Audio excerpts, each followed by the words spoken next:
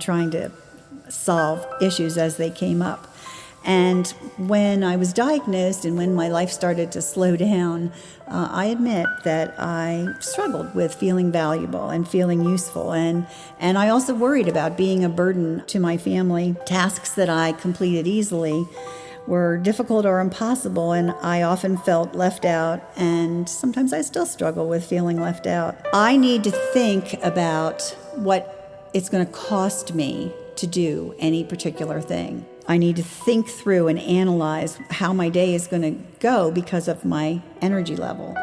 There was an article out once about a person was trying to describe her situation to another person, and she said when most healthy people, when they wake up, they have a whole basket full of, let's say, spoons, and they can just use a spoon to get dressed or use a spoon to do their exercise or whatever, and their spoons were kind of limitless.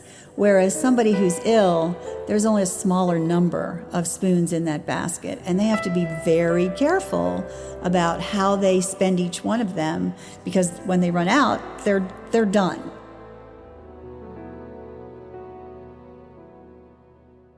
I'm Sharon Betters, Executive Director of Mark Inc. Ministries, and welcome to this interview. I know that you're going to be encouraged by what you hear. The vision of Mark Inc. Ministries is to create resources that offer help and hope to the hurting, especially those who sometimes feel alone in their struggles.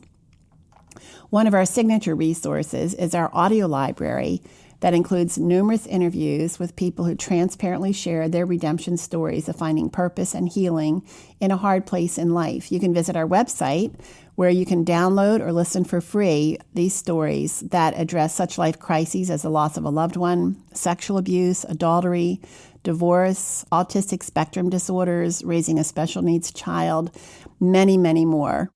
The interview you're listening to now is part of our Warrior Woman series. Each one of these interviews is with a woman who has faced a life crisis with grit and determination to live not as a victim, but as a victor. You can learn more about this series at our website at markinc.org. In the studio today with me is my friend Sherry Bitler, and I like to say sometimes that Sherry has a constant companion that I'm pretty confident she would never have chosen, and she's going to introduce us to that companion today and how she's learned to get along with this unlikely friend. Sherry, welcome to the studio. Why don't you tell us a little bit about yourself? Well, I am a wife of 45 years and a grandmother with 12 grandchildren who I'm thoroughly enjoying. I was in children's ministry for over 30 years, and 5 years ago, due to my diagnosis, had to step back for a while and retire. So I'm at home learning to live life in a new normal. And that new normal includes living with multiple sclerosis. I was surprised as I was researching for our time together today to learn that there are about 400,000 people in the United States who have this diagnosis, and every week there are 200 new cases of multiple sclerosis in the United States alone. And, you can think of, well, that's not that many people in the scheme of how many people live in the United States, but then you multiply that by their families and their friends, and there's an ever-widening circle of people who are impacted when someone is diagnosed with MS, as I think most people know it.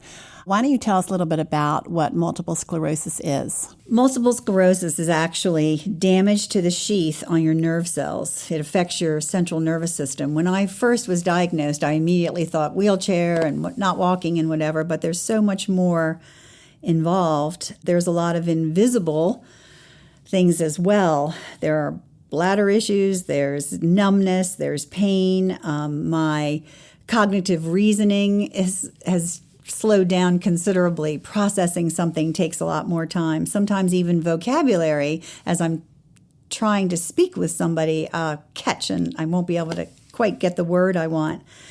Eyesight can be affected, definitely movement. I can no longer kneel on my knees. I can't run for anything, and I can't stand for long. Some days my handwriting is challenged. If I am traveling up and down steps and want to carry something, I have to put my back against the wall and kind of slide down the steps carrying something so that the wall is actually holding me up, being my balance for me. I'm still learning to overcome the embarrassment of being so awkward in some of the tasks that I try to complete and some of the things that I do. And people rush to help me and they mean well. I don't know whether it's my pride that still needs some work or whether I'm really just trying to maintain my independence as long as I can. I try to be polite. And I have promised my family and my close friends that I will definitely ask for help when I need it. But please let me try to do as much as I can. Sherry, I've known you for a long time, and what you're describing is the impact of the disease dramatically changed your life and the way that you lived your life before you started experiencing the symptoms. And I want to talk about that later in our conversation about how you've been able to process all of those changes and what has helped you get to a point of realizing that you still have plenty of purpose in life and there's plenty of joy and meaning in your life, even though you've had these changes. But explain to me exactly what happens when multiple sclerosis hits the central nervous system. What happens to the nerves? Your immune system starts attacking that coating that is on your nerve, that sheath. That's on myelin, it's called, that's on that nerve.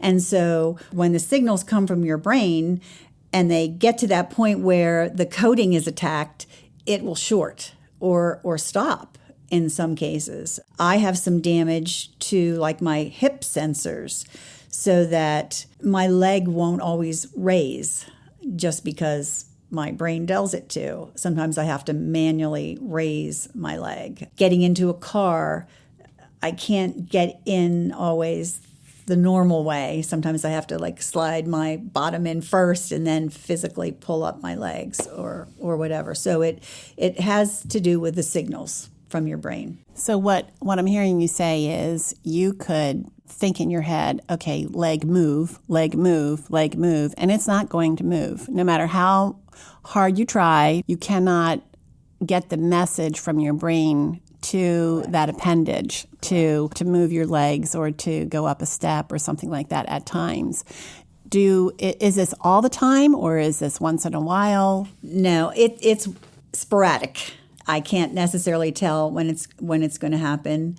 I think that there are some ways that I can make it better in that, I mean, I can't cure it. Any damage that's MS, once it damages something, it's permanent. There's no cure for that, no correction for it. But exercising, eating properly. Some of the foods we eat cause inflammation in our body, and inflammation puts pressure and makes it worse. So eating properly, exercising, keeping your brain aware of what it's supposed to do and forcing yourself to do it. So it has a very unpredictableness to it. I think it's important for us to understand that there are times in life where no matter how much positive thinking you have, you can't force your body to do things where there's a disconnect there. One of the things that I've also noticed is energy. As we've spent time together, you've talked about how you have to make choices. Help our listeners to better understand what that's like. That's probably the hardest part because I lived life at a very fast pace. I was very active, but I was also fast. I could accomplish a lot in a short period of time. And that made me feel good that I could accomplish as much as I did. I was a key person in my ministry. Sometimes the employees wanted to put a bell around my neck because I would go so fast from one issue to the next, trying to solve issues as they came up. And when I was diagnosed and when my life started to slow down, I admit that I struggled with feeling valuable and feeling useful. And I also worried about being a burden to my family. Tasks that I completed easily were difficult or impossible, and I often felt left out, and sometimes I still struggle with feeling left out. I need to think about what it's going to cost me to do any particular thing. I need to think through and analyze how my day is going to go because of my energy level. There was an article out once about a person was trying to describe her situation to another person, and she said when most healthy people, when they wake up, they have a whole basket full of, let's say, spoons, and they can just use a spoon to get dressed or use a spoon to do their exercise or whatever, and their spoons were kind of limitless.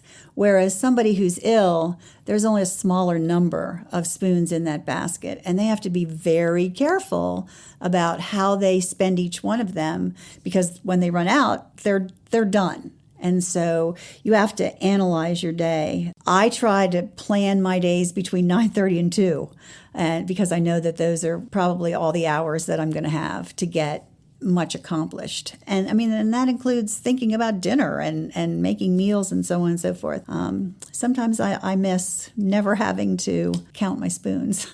Sherry, I remember before you were diagnosed that you started recognizing that your body was changing, in particular, your ability to walk fast. Mm-hmm. It seemed like your leg would not listen to you. How long was it before you had a diagnosis? Well, it took almost 5 years before they finally put a name to it. I started slowing down, and because I was heading into my 60s, it was easy to kind of think that perhaps age was affecting me, although I looked around at my friends and they were all still managing to move quicker than I was. I wish I had been more aggressive. I can't blame the medical community totally for taking that long. I did drop a pan of boiling water in my kitchen, and it splashed on my chest, and so I had to go to the doctor for burn medication or whatever. And while she didn't tell me, she did send me for an MRI. She suspected MS, but as I found out later, it turned out that this particular machine that I went to was old and didn't portray things clearly. And so when she saw the results, she just said, oh, there's nothing there, and moved on, whereas there really was something starting there. So it took 5 years. I kind of went through orthopedic route, trying to think, well, my legs, maybe there's something muscular wrong or whatever. But finally, somebody, a friend of a friend of a friend, sent me to a neurologist, and he was able to put me through all kinds of tests, and finally a spinal test. A spinal was able to determine that, yes, it was. There was spinal damage, and there was also bands on the brain. What would you recommend to someone who is struggling with finding a diagnosis? What kind of a doctor would you tell them to look for? And I don't mean in particular their field, but what kind of a personality would you suggest a friend look for? A doctor who's totally concerned with finding out what the issue is. That they listen well, they read between the lines, they see you as a challenge. They want to determine how they can best help you. I started, of course, which most people have to for insurance purposes, with your primary care physician or whatever, and a good one will listen to you and then send you to the different specialists, and just keep going. Don't sit back and assume, okay, this must just be the way it is. Keep fighting until somebody can explain to you what's wrong. I mean, then you have to accept it, but it's so much easier to accept when you have a diagnosis than when you're just struggling to figure out why you're feeling the way you're feeling. And how important was medication for your treatment? What was your experience with medication? Once my neurologist diagnosed the MS, he was right on top of putting me on a medication. I'm on a very expensive medication. It is to slow the progression. It's new, and while insurance pays for some of it, we can't even begin to afford the copay. And so he immediately put me in touch with people who are willing to give out medical grants. And so I have to apply for a medical grant, and so far have been able to be accepted, but I have to renew every year. And so we just pray that every year it'll be completely renewed, because once it is no longer renewed, I'm going to have to stop taking it. It's not anything that we could possibly afford. So you would say be proactive, find a doctor you're really comfortable with that is aggressive, and also don't always take no for an answer. Realize that there are other options. And you mentioned prayer, and so we're going to talk about that in a few minutes as well, but praying that the Lord shows you new options, new directions, and a doctor who is willing to fight for you. Well, and that he also gives you the ability to clearly express what's going on, to be able to communicate in a way that the doctor knows all the details and everything about what you're experiencing and feeling, so that he can put those all together and send you in a right direction. Sounds like you have a great doctor. I do have a wonderful neurologist. It's good to hear. That's good to hear. Have you had to make any changes around your home in order to be able to stay safe? Well, early on, I fell a couple of times, and they were pretty uncomfortable, pretty unpleasant, pretty scary, actually. And so my husband realized that we needed to take the tub out of our master bathroom. So we put in a walk-in shower so that I can just walk flat in. I don't have to lift my leg in any way. I use my upper body because my lower body is the weaker part. I use my upper body a lot for strength. So he put, even though we live in a ranch, we have a basement and we have a couple steps from the garage into the house. So anywhere, any place there was a step, he put railings on both sides so that I could actually kind of pull myself up rather than try to rely as much on my legs. I can't stand for long periods of time. And so we came up with stools, having a couple stools handy in the kitchen at the counter height, so that if I'm preparing food and I get tired, I can sit down and continue to do that.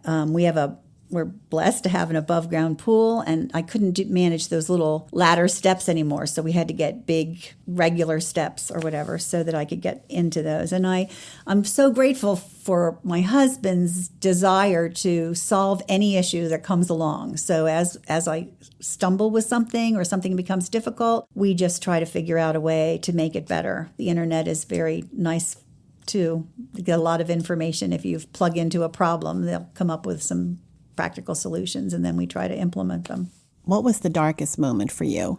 I think when I had those falls early on and realized that I did have to make changes in my everyday surroundings was hard. There was a time when I'm the executor for my mother. I'm the oldest child. And one time in talking to her, she said something about, I'm not sure that I can continue on that path because you might not be well enough to take care of me.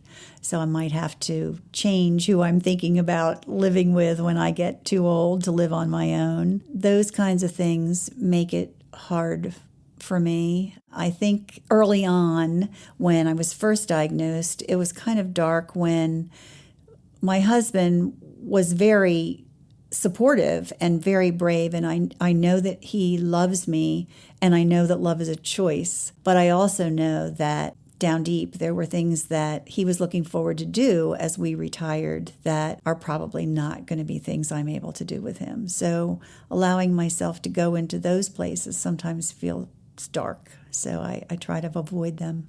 So would you agree that there's a grief that you have to go through when you face this kind of a diagnosis? I definitely think there's a grief that you go through and continue to go through. So like anybody who has to handle grief, sometimes you have to just allow the wave, ride the wave, and other times you have to get up and walk out of the water, and try to play in the sand instead. That's a great picture. What about depression? Have you struggled with depression? I have struggled with depression, but not to the point yet, anyway, of medication. Calling on my prayer partner has been real helpful to me. Sometimes it feels like I'm headed into a dark hole and just try really hard to run the other way as quickly as I can by telling somebody. I believe it's important to be open and honest about your feelings, and when something like that comes along that makes you feel uncertain or scared, grab onto somebody. For that, I'm very thankful for my husband and my family. You have a growing family. You have 12 grandchildren. You spend time with the grandchildren and your adult children. How have they helped you in dealing with some of the limitations that you have? They're very encouraging about exercising. We did spend some time trying to explain things to the children as much as they could understand. Grammy has this issue that she has to deal with. Her legs don't always work as well as the others, as well as everybody else's sometimes. And I have a couple of grandchildren that are always aware of that. They're always watching me, and they're always, if they see me doing something, they're always coming alongside me. I have one granddaughter who, if I get up to go to the ladies' room when we're out somewhere, she always goes with me to make sure I'm okay. It's really precious. But they also encourage me to exercise. They've encouraged me to, early on, to try to do 5Ks. There was an MS 5K, and they all banded together and came in and helped walk with me, and I got through it. Never been able to feel like I could do another one, but I am walking 30 minutes a day on my own and managing to do that well, and I have an recumbent exercise bike that I can do, so those are the things I try to keep doing as far as exercise. How important is the attitude of family and your good friends toward you? Priceless. I naturally find times when I begin to feel a little bit sorry for myself, or I begin to feel like I'm too tired, or I just can't do that anymore. And it's such a blessing to me to know that if I call them or text them or connect with them in any way, that they're going to encourage me. They're going to lovingly listen, but they're going to encourage me to keep moving forward and to be positive, and they're going to remind me of all the things that I am able to do and give me permission to rest without feeling badly or guilty. Sherry, as I've said, we've been friends for a long time, and you have, for as long as I've known you, your ministry, your life calling has been to pour into the lives of young families, and especially the moms of young kids. And I think that when you were diagnosed and you retired from leading a very active school, a school that you started, you had a very active mentoring life with many, many young mothers. You could have come to a point of saying, well, that's over. I'm done. I'm not going to be useful to anybody now. Did you have those kinds of feelings? And then what did that passion lead you to now in this season of life? I definitely did have those kinds of feelings. I just felt like my energy level wasn't going to let me. My pain level wasn't going to let me. Learning how to deal with the pain that my body now lives with all the time took energy. I'm very grateful that I've been able to get over some of that. But I was able to finally, after some time and prayer and encouragement from family and friends, realize that I could still do some of these things. And actually, as I think about it, wanting to be with young moms who have young children are still moving slowly. And so moms are moving slowly. And so I fit into that picture a little bit still, and just decided that I was just going to motivate myself to be part of time with these women. I started, or was willing to continue on teaching a little Bible study for young moms.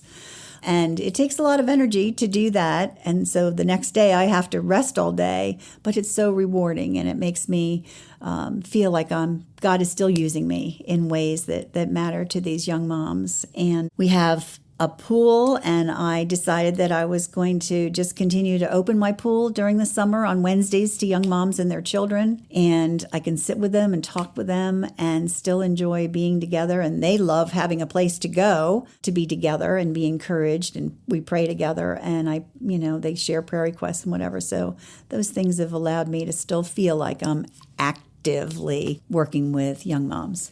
And I think that your Bible study started out with, like 7 or 8 young moms, and now how many are this last coming? Session, we go 6-week sessions at a time, and this last session we had 20 moms signed up. Yeah. It was really exciting to me. There is a hunger for older women to be pouring into younger women. And I think no matter what your age, you still have the opportunity to do that if you can. As you said, you just decided, I'm not going to let it stop me. I'll find a way. And really, it's an obedience to what God has called you to find a way to continue to pour into the lives of young women. And I know I've heard from many of them how grateful they are that you haven't quit. You're still hanging in there, and that's great. And hanging in there, that isn't even the right word to use about your life. You are very active in so many ways, not just with young moms, but with friends. And tell me about your faith. How important has your faith been? Well, of course, my relationship with Jesus Christ is the source of any of my successes, but I have to be very intentional with attitude. I mean, we are in control of our attitudes, and we have choices. We look at our circumstances, and we can either see ourselves as victims and feel sorry for ourselves and sit back and say, okay, I'm done. Or we can decide we're going to be victors, and we can be warriors that try to, work at figuring out a way to overcome and to make it work. And I just decided that's the way I wanted to go. There have certainly been verses that have been helpful to me, and I've posted them on my mirror. I need reminders because I can slip out of positive sometimes. Isaiah 46:4, even to your old age and your gray hairs, I am he. I am he who will sustain you. I have made you and I will carry you. Since I have gray hair now. And it's beautiful. This verse helps. Everyone is unique with their situation and their struggle or their illness, and no one knows what's going to happen. But the Bible tells us to give thanks in all circumstances, for this is God's will for you in Christ Jesus. And that's not easy to accept, that this is God's will right now, because this isn't a choice that I might have. But, I believe that the Bible is the truth, and that the Bible is going to be listening to God, and God's word is going to be what gives me the strength to carry through my circumstance. Sherry, you mentioned that you're intentional about reading the Bible. Talk to the person who's listening right now who maybe has a Bible in their house but has never seen it as a means to inform their life or to have an impact on their attitudes. Set your goals realistically for your own lives. You can read a chapter a day, you can read a couple verses a day, you can go online and find a devotion that might be emailed to you every day. Go to a Christian bookstore, pick up something simple that you can read to get you started. I feel that finding a church and joining a church is really important, a Bible-believing church. If you find a church that is committed to preaching and teaching the Bible, the people in the church, they love Jesus, and they're going to love you, and they're going to be excited to come alongside you and help you in your journey to discover who God is. I have a prayer partner, and as soon as I get down or I feel myself kind of sinking, I text or call and just say, pray, or we talk on the phone, and it picks me back up. It's easy to listen to negative voices. You have to really be careful to have some kind of tool that will snap you out of that when you get there. And Christian music can help sometimes, just kind of get you back on track, or posting verses around your house that will remind you that there is hope and help through Christ. What about stress? How does stress impact the way you feel, and how does your faith impact how you deal with that kind of stress? Stress definitely does impact. Actually, that's one of the reasons that my neurologist asked me to retire when I did, because there was a lot of stress involved in handling all the responsibilities that I had to handle at that time. Isaiah 26:3, God will keep in perfect peace him whose mind is steadfast, because he trusts you. And so I often have to bring myself back to the basics. What's simple? To keep my life simple, to keep my goals simple, and to just remember that God's in control and he is the basis and the truth for all my life. I think one of the life lessons for me in my own season of life is to come to a point of saying, this is a different season of life, but that doesn't make it a bad season or a wrong season. For instance, the idea that you have to look at your life and say, I need to eliminate stress. How can I do that? Rather than looking at that as a weakness, I'm weak, so I have to eliminate stress, but actually as wise, and it can be a strength in your life so that the energy you have is more focused toward helping your body do what it needs to do and dealing with the daily challenges of everyday life? Actually, it's become a gift.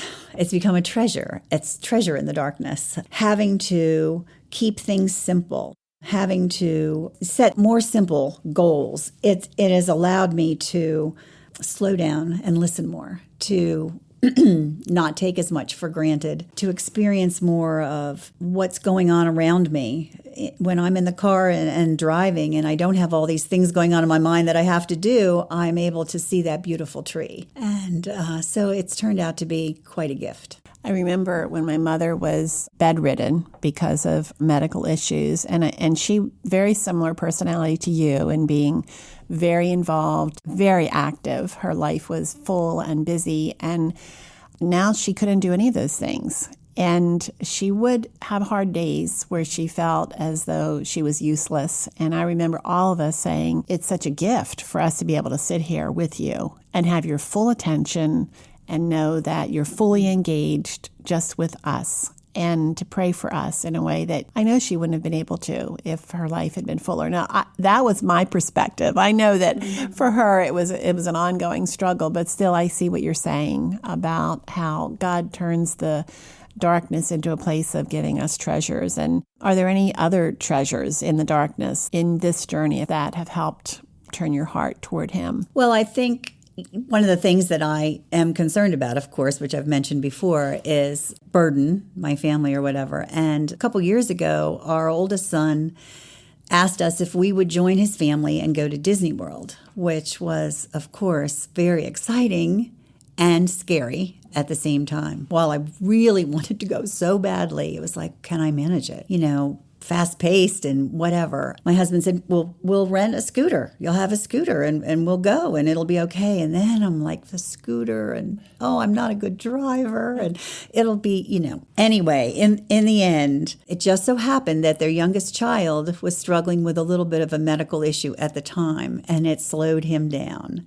And so I just fit right in. And I was able to go. I never had to use my scooter. I was able to keep up with everybody. I never felt like anybody was slowing down for me or whatever. And I just felt like God gave that to me. It was like He reached down and said, I'm going to make this all okay for you, and it's going to be a great experience. And so it really made me feel His love very close. For as long as I've known you, your faith has been very dear to you and very real to you. How has this season of life increased your intimacy with Christ? As I have worked through trying to honor Him in the hard times, I feel that He has given me a closer relationship, a more intimate relationship. I'm more aware of His presence. I'm more aware of the gifts that His love gives to me. It's easy when you're busy to take things for granted, but in slowing down, I've been able to see, well, God did that for me, and realize that He cares about all the little details and all the things that upset me or burden me, and He loves me through people and some of the things, that acts of kindness that they present to me. And so it's given me a much deeper sense of His love for me and sacrifice for me, and continues to make me feel more loved all the time and more valued as I am able to honor Him in simple ways. When you see someone else who's hurting, or someone comes to you with their own burdens, how has your experience with MS equipped you to encourage them or to help them in their own journey?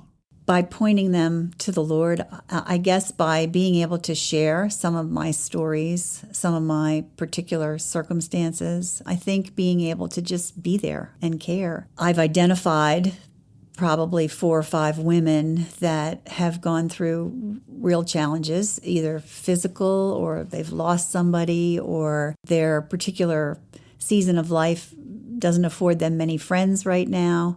And I've been intentional about spending time with them once a month. I try to have a date. I want to say play date because I'm so used to talking with kids about young moms, but just time together when we can just, be together. And one of them in particular just said, nobody makes the time as consistently as you do to spend time with me, and it just really means a lot to me. So I feel like just spending time with people, just caring about them, checking in on them, and when they compliment you on that or are thanking you for that, pointing them to the Lord and saying, it's really God loving you through giving me the idea to spend time with you. So, Sherry, what I'm hearing you say is that it's likely that if your life had not been turned upside down by this diagnosis of MS and removed a lot of the very important task in your life as running a school and being so involved in the lives of so many people, you would not have the time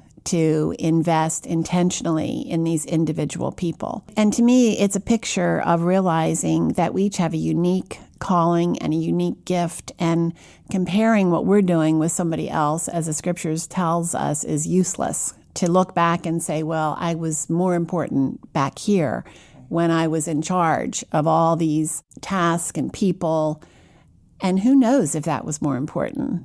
Where you are right now is the most important place for you to be, and the impact you can have on the lives of individuals who then impact other lives. Sherry, you've said that you need to be careful about how you spend your time and your energy, and yet you're being really intentional about pouring into lives of others.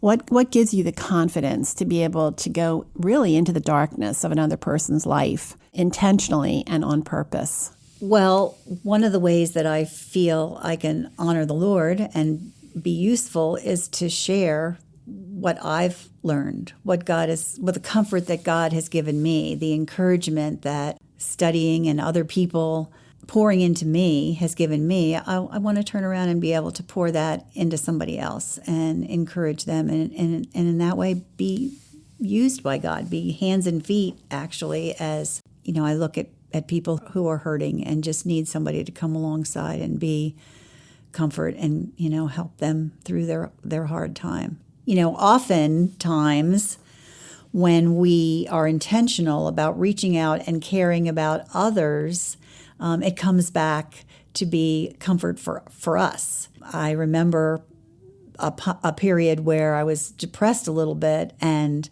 one of the things that when we're depressed, we kind of withdraw, and the counsel was fight that and don't do everything you can to not withdraw, because you want to be out there. You want to be trying to give all that you have, put it out there and use it to encourage others.